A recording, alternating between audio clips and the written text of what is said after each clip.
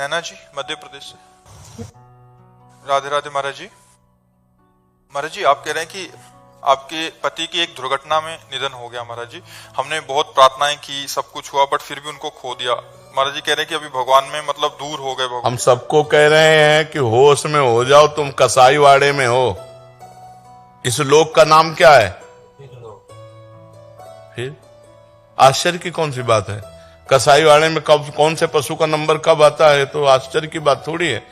वो हरी हरी घास खा रहा, पंखा के नीचे है, वो समझ रहा मैं बड़ी मौज में। मौज में नहीं, अगला नंबर तुम्हारा है।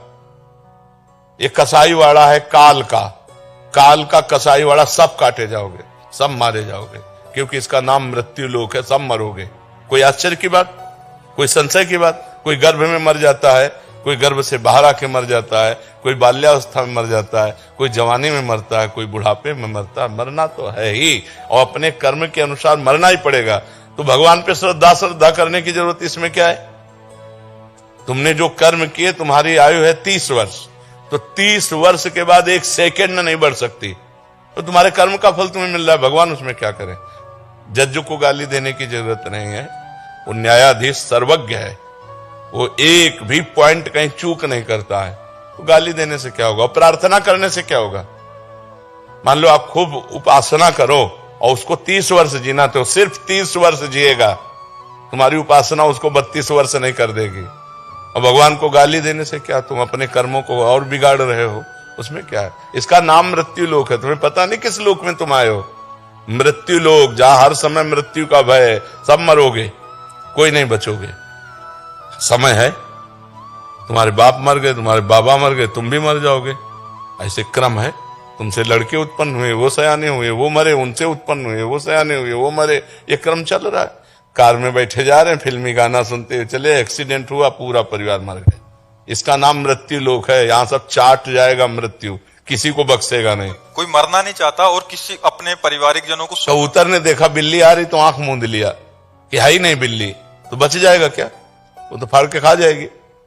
तो ऐसे है कि हम मृत्यु की बात सुनना नहीं चाहते, हम मरना नहीं चाहते। तुम्हारे चाहने से है। अब तो गड़ासे में आ गए हो, काटे जाओगे, पक्का काटे जाओगे। कैंसर, दिल फेल, किडनी फेल, ये सब क्या है? मृत्यु के गड़ासे हैं। मार रहे, पूरे जगत को मार रहे। और हम फूंक भी रहे दूसरे के शरीरों को, लेकिन ये ज्ञान नहीं कि ये मेरी भी दशा होगी, मेरे शरीर की भी यही दशा होगी। आज से पाप नहीं करूंगा, आज से भगवान का भजन करूंगा, अच्छे कर्म करूंगा, दूसरों को सुख पहुंचाऊंगा। ये बात कहां आ रही दिमाग में? फिर प्लानिंगें बन रही है, वैसा करना, ऐसा करना, ऐसा। और प्लानिंग करते करते उनकी प्लानिंग हो गई, वो चले गए। ये आती है भावना कि अच्छे कर्म करूंगा, सब करूंगा, लेकिन फिर भी बीच बीच में ना भावनाएं दुनिया में इधर उधर हो जाती। इधर उधर इसलिए हो जाती कि नाम नहीं चल रहा। नाम जब करते हो, करते नहीं, निरंतर। जहां अंतर मिलेगा उठा पटक देगा। ये शैतान है, मन एक शैतान है। इसको निरंतर लगाए रखो, समय मत दो। अगर समय दिया तो ये पटक देगा। ओवर थिंकिंग, इधर उधर भूत भविष्य का चिंतन, भोगों का चिंतन, ये पटक देगा। हमें टाइम ही नहीं देना।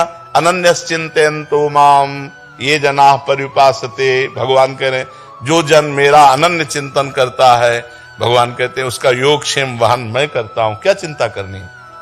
भगवान की शरण में होकर नाम जप कर रहे हैं, पूर्व के आए हुए दुख सुख को सह रहे हैं, और नाम जप करते हुए शरीर छोड़ते हैं। हमारा आवागमन से मुक्ति हो गई, हम दुखों से निपट गए। तो नाम जप निरंतर, अंतर ना पड़ने पावे, मन को समय ना मिलने पावे, इतना नाम जप हम करें, तब हमारा मनुष्य जीवन सार्थक होगा। महाराज जी जो मृत्यु वाला प्रसंग चल रहा था, तो महाराज जी इस दशा में हम कैसे फिर अपने आप को संभाल पाएंगे? नाम जप, केवल नाम जप, केवल नाम जप। आप देखो तो हम भगवान के नाम के बल से हैं। उसी की गर्जना की हम तुम्हें बता रहे, भगवान के नाम के बल से है। आप लोग क्या है? अपना बल रखते हैं, भगवान का बल नहीं है, भगवान का चिंतन का बल नहीं है, अपनी मानसिकता का बल है, अपनी कमाई का बल है। हम कितना कर सकते हैं? हम एक बहुत सीमित शक्ति वाले हैं। हमको असीम शक्ति से जुड़ना होगा, तब हमारी कामनाएं पूर्ण होंगी, तब हमारी बात बनेगी। और असीम शक्ति से जुड़ने के लिए पाप आचरण छोड़ना होगा, वो छोड़ नहीं पा रहे। इसीलिए बार बार सुन के भी हम समझ के भी नहीं समझ पा रहे, और हम फिर गिर जाते हैं। तो हाँ, इसको हमको संभालना होगा। पापाचरण बंद करके नाम जप करो, सब ठीक हो जाएगा, पक्का समझो। अपनी दिनचर्या, अपना जो कार्य है उस पर हम लगे हैं। हम ये बहाना नहीं मारते। अगर हम ये कह दें कि हम बीमार हैं, सब लोग जानते हैं, अब हम नहीं आ पाएंगे, तो इनका बस नहीं कि हमें बुला सके, क्यों भाई बीमार हैं, हम परेशान हैं। लेकिन नहीं, हम इनके आगे तैयार होने की कोशिश करते हैं कि अगर ये आधा घंटा बाद हमसे उठे, हम इनसे पहले उठे। हम अगर आगे अग्रिम है तो हम अग्रिम, हर सेवा अग्रिम करें। तो अपने लोग निराश हो जाते हैं, हताश हो जाते हैं, उदास हो जाते हैं। नहीं, नाम बल नहीं है इसलिए हम हताश, निराश, उदास हो जाते हैं। नाम बल हो तो रौंदते चले जाओगे, आप हर परिस्थिति को रौंद दोगे। आप देखो तो, नाम जप करके देखो तो, खूब अधिक से अधिक नाम जप करो, फिर आप देखो आपके अंदर कैसा उत्साह आता है, कैसा आनंद आता है, कैसे विचार आते हैं। देखो, आप सब ठीक हो लेकिन आपके विचार ठीक नहीं तो आप जलोगे। आपके पास खाने पीने, पहनने ओढ़ने की कोई कमी नहीं, लेकिन आगामी इतनी बड़ी कामना हो गई है कि आप उस पे जलोगे। आपका सब ठीक है लेकिन निगेटिव विचार है तो आप जलोगे। यही चीजें तो अपने अंदर खोजो, निगेटिव विचार, अधिक से अधिक बड़ी कामना। हम जितने पे उतने में संतोष नहीं, बड़ी कामना वो हमें जला रही है। फालतू के विचार जला रहे हैं, फालतू के राग द्वेष के विचार जला रहे हैं। इन्हीं को तो नष्ट करने के लिए अध्यात्म है।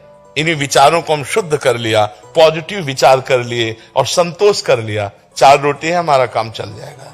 देने वाले को जब इच्छा होगी तो 8 कर देगा। हम क्यों चाहें, 4 दिया है, 4 में हम संतोष करते हैं, अभी आनंद आ जाएगा। लेकिन हमारे पास 8 है पर हमें 16 चाहिए। अब 8 में हम संतोष ना करके, 8 का स्वाद ना लेके 16 की चिंता में जल रहे, तो अब इसका क्या होगा? ओवर थिंकिंग का क्या है? और सब ओवर थिंकिंग में है। आप देख लो, सब इसी विचार में है। जितनी परिस्थिति उसमें आनंदित नहीं है, वो बड़ी परिस्थिति चाहिए। अब वो बड़ी परिस्थिति प्राप्त होने के लिए बड़ा तप चाहिए, भजन चाहिए, सेवन चाहिए। आज वो पाप कर रहा है लेकिन कल उसने पुण्य किया था, इसीलिए पाप करते हुए आज सुखी दिखाई दे रहा है। लेकिन जब इसके पाप का फल आएगा तो मिटिया मेट हो जाएगा। आज आप धर्म से चल रहे हो लेकिन आज दुखी हो, क्योंकि आपका पाप कर्म का परिणाम चल रहा है। जब आपका ये धर्म का फल आएगा तो आप सुखी हो जाओगे। ये बातें समझना चाहिए। तन्नू अग्रवाल जी, राधे राधे महाराज जी। महाराज जी, मेरा सवाल यह है कि मैं सबके साथ अच्छा करता हूँ, पर पता नहीं क्यों लोगों का जब काम निकल जाता है तो मुझे गलत बोलने लगते हैं। उस वक्त मुझे इतना गुस्सा आता है कि सहन नहीं हो पाता और ऐसा लगता है कि मर जाऊं या मार दूं। ये क्या मेरे पूर्व जन्म का तो क्या ये अच्छाई है? अगर आप अच्छा करते हैं तो क्या ये अच्छाई है? अच्छा का परिणाम अच्छा होना चाहिए। आप अपनी कामना और स्वार्थ की बुद्धि रख करके जो दूसरों के साथ व्यवहार करते हैं उसे अच्छा नहीं कहते। अगर वास्तविक अच्छाई है तो हम लौट कर धन्यवाद भी नहीं सुनना चाहेंगे। हम आपका हित करेंगे। आप क्या करते हैं मुझसे इससे मतलब नहीं। मैंने भगवान को साक्षी करके आपके लिए अच्छा व्यवहार किया, वो उसका भगवान मुझे परिणाम देंगे। हमें आपसे धन्यवाद की जरूरत नहीं। अब वो अगर हमें पलट कर गाली देता है तो हमारी अच्छाई यही है, हम मुस्कुरा के चल देंगे, उसको उत्तर नहीं देंगे, उसका बुरा नहीं चाहेंगे। अध्यात्म को समझिए। अगर अध्यात्म को नहीं समझेंगे तो देखो कितना बुरा भाव आ गया आपके अंदर कि या स्वयं को दुख पहुंचा दें या उसको मार दें। कितना बुरा आ गया। तो हमारी अच्छाई कहां रही? हमारी अच्छाई तो तब है जब हम अच्छा करें और वो हमारे साथ बुरा भाव रखे फिर भी हम अच्छा करें, तब तो हम अच्छे हुए ना। करत जे अनशहन निंदक तीनों पे अनुग्रह करो। जब हम अच्छाई पर उतरे हैं तो हमें बुराई परास्त न कर पावे। आपको बुराई ने परास्त कर दिया क्योंकि परिणाम में आपके अंदर बुरा भाव आ गया। ऐसा ना अपने को ना उसको। वो तेरे विचार हैं, मैं तेरा मंगल करती रहूंगी, तुझे सदैव मंगल बनाती रहूंगी। अब ये तेरे विचार है कि तू हमारा मंगल मनाए तो हमारे प्रति बुरा भाव रखे। तेरे विचार वो भगवान देखेंगे। आपने बीच में कहीं भगवान को नहीं लाए, इसीलिए आप परेशान हो जाते हैं। अगर भगवान को बीच में ले आवे कि मेरी अच्छाई का फल मुझे भगवान देगा और तेरी बुराई का फल तुझे देगा, मैं तेरी बुराई से परेशान नहीं होंगी, तो निश्चित समझो भगवान आपको बल देंगे, भगवान आपका सहयोग करेंगे, आपकी रक्षा करेंगे। हमारी बात मानिएगा और नाम जप कीजिएगा। महाविद्या जी, लखनऊ। श्री हरिवंश महाराज जी, आपके चरणों में कोटि कोटि प्रणाम। गुरुदेव कहते हैं कि अपनी भक्ति और साधना को छुपाना चाहिए। तिलक एवं कंठी पहनने वाले कतिपय भक्ति ना करें तो भी भागवतिक मार्ग के पथिक माने जाते हैं। गुरुदेव, अगर अपनी भागवतिक मार्ग को प्रकाशित नहीं करना है तो क्या कंठी एवं तिलक जरूरी है? नहीं, वहां जो कहा जा रहा है वो कंठी तिलक के लिए नहीं कहा जा रहा है, वो आपकी साधना के लिए कहा जा रहा है। जैसे आप कितना नाम जप करते हैं, आपको क्या अनुभूतियां हो रही हैं, आप कितना भगवान के प्रति समर्पित हैं, आपके क्या क्या पाठ हो रहे हैं, क्या क्या अनुष्ठान हो रहे हैं। अपनी अनुभूतियों को, अपनी दिनचर्या को, अपनी साधना को तब तक छुपाए जब तक भगवत प्राप्ति ना हो जाए, और जब भगवत प्राप्ति हो गई तो फिर बात अलग है, फिर कोई भय का विषय नहीं रहता। इसलिए एक कंठी तिलक तो हमारे जैसे आप लोग सुहाग धारण करते हैं ठसक से, ऐसे हम सुहाग धारण करते हैं। ये हमारा सुहाग है, हम अपने इष्ट के प्रति जो सुहाग धारण किए, इससे कोई हमारा उसमें हानि लाभ वाला विषय थोड़ी है, ये तो हमारा सुहाग है। जैसे आप मंगल सूत्र धारण करते हैं, ऐसे हम कंठी धारण करते हैं अपने प्रीतम के लिए। जैसे आप मांग भरते हैं, ऐसे हम अपने प्रीतम का श्रृंगार करते हैं। ये हम देखते ही पता चल जाएगा राधा वल्लभी संत है, ये राधा वल्लभ जी का है, पता चल जाता है। ये रामानंदी है, ये राम जी का है, ये शिव जी का है। तो ये सुहाग है, इसमें थोड़ी कि कोई क्या कहेगा, इसमें नहीं। ये नहीं तो कंठी लगाओ, माला लगाओ, हम भले अपने भक्ति को अनन्य नहीं हो रहे, सामने वाला फिर इज्जत देने लगता है। सामने भगवान है, सामने वाला व्यक्ति क्यों देखती हो? सामने वाले में प्रभु है। अब उसकी सोच है, वो हमारा उपहास करे या सम्मान करे, उसके विषय की बात है। हम उसकी मानसिकता से थोड़ी चलते हैं। भाई कौन क्या कहेगा इसके लिए हम थोड़ी हैं। हमारी साधना, हमारी उपासना, तुम हमें अच्छा कहो या बुरा कहो, तुम गाली दो या सम्मान दो, तो तुम्हारी मति की बात है, हमारी मति की। अगर जो उपासक लोग क्या कहेंगे तो घर बैठो उपासना नहीं कर सकते। लोगों का काम है कहना, कुछ तो लोग कहेंगे, अपनी मस्ती में। तस्मात् शास्त्रम प्रमाणम ते कार्य अकार्यो व्यवस्थित हो। हम शास्त्र के अनुसार चलें, हमसे कोई गलती ना हो, हमसे कोई त्रुटि। शास्त्र आज्ञा करता है अपनी साधना को छुपाओ, तो ये हमारी साधना नहीं, हमारा सुहाग है। साधना हमारी है जो हम अंदर करते हैं। हम कै बजे जगते हैं, हम कितना जप करते हैं, हम क्या खाते हैं, हम कितना सोते हैं, हम कितना तप करते हैं, ये सब गुप्त रखने की बात अगर प्रकाशित कर दोगे तो तुम्हारा बंद हो जाएगा, पक्का घाटा पड़ जाएगा। ये अनुभव की बात है। करोड़ रुपया हमारे पास है तो हम छुपाते हैं, हाँ, वो ले जाता है, वो उसका उपयोग करता है। लेकिन हमारे पास साधना है तो वो क्यों चली जाती है? किसी को बोल दिया तो चली जाती है। इसका सूक्ष्म कारण है कि अहंकार, और अहंकार समस्त दोषों का जड़ है। संस्कृति मूल शूल प्रदनाना सकल शोकदायक अभिमाना। ये संस्कृति का मूल है, समस्त शोकों को प्रकट करने वाला है। जहां हम अपनी तपस्या, साधना, गुण, अनुभव वर्णन करते हैं तो उसमें हमारा अहम जागृत होता है। अहम जागृत होता है, खत्म, आग लग जाती, बस मूल कारण उसका अहंकार है। और जब कहा ना है कि भगवत प्राप्ति हो जाती है, इसके बाद अहंकार उत्पन्न होने का कोई सवाल ही नहीं। तो संत जन अपने अनुभव वर्णन करते हैं, अपनी दिनचर्या वर्णन करते हैं, अपनी साधना वर्णन करते हैं, क्योंकि अब उनको कोई फर्क नहीं पड़ने वाला। जो फर्क पड़ने वाली चीज थी वो खत्म हो चुकी है।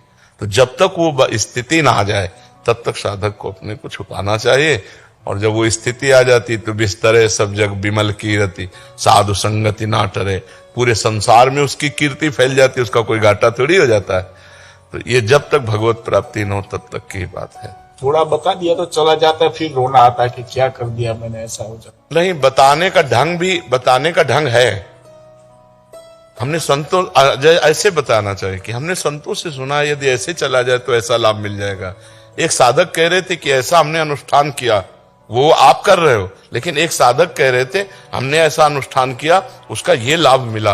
अगर आप ये अनुष्ठान करें तो लाभ मिलेगा। वो साधक ऐसा कह रहे थे, आप कहीं नहीं है। आप अपनी बात कह रहे हैं, लेकिन संत और साधक शब्द का प्रयोग करके तो आप बच गए। जब ये कि मैंने ऐसा किया तो मैं यदि गलती से दिनचर्या किसी को बता दिया और बिल्कुल अस्त-व्यस्त हो गई, दोबारा से वापस चल। हाँ, बस पश्चाताप करें, अंदर जलन हो कि यार मतलब बहुत गलत हो गया, बहुत, अब आगे से गलती नहीं करेंगे। अब जैसे कोई पूछता तुम कै बजे जगती हो, 6 बजे ठाकुर जी जगा देते हैं। तुम कितना भजन करते हो, जितना ठाकुर जी करा देते हैं।